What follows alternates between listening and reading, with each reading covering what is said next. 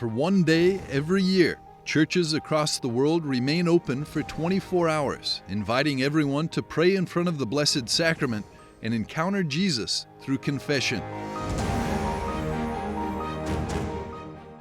This is 24 hours for the Lord, a time when hearts burdened by sin find renewal and the faithful meet Jesus face to face in prayer before the Blessed Sacrament. But where did it all begin? It all began in Rome, near St. Peter's Square at the Centro San Lorenzo, where Daniele Venturi helped spark what would become a global movement. Daniele Venturi, who sadly passed away just days ago, described that night 12 years ago. One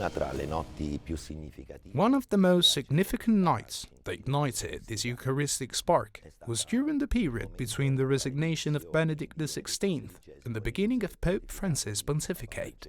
We were right here, inside this very church where we find ourselves today, engaged in intense prayer the last several days, 24 hours a day, day and night. Annuncio vobis gaudium magnum, habemus papam. On March the 13th, 2013, as the world waited to hear the name of the new Pope, a group of young people continued to pray before the Eucharist. 24 hours of adoration, asking God to guide the Church. Months later, they gathered again, this time to celebrate the birthday of the newly elected Pope Francis. They called it 24 Hours for the Lord, and to their amazement, Pope Francis heard about it. The very next day, he sent them a message of thanks. He sent them his greetings, his gratitude, and rosaries. And then, 1 year later, he gave them something even greater. In 2014, Pope Francis instituted 24 Hours for the Lord for the entire Church.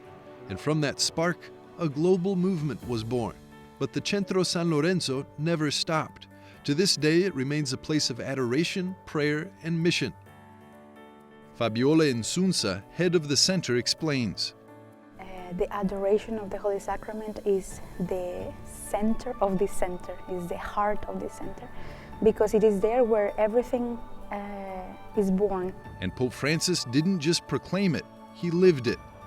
Every year, he attended, prayed, heard confessions, and went to confession himself. This year, however, something is different. Due to illness, Pope Francis cannot be here. But the mercy of God cannot be stopped.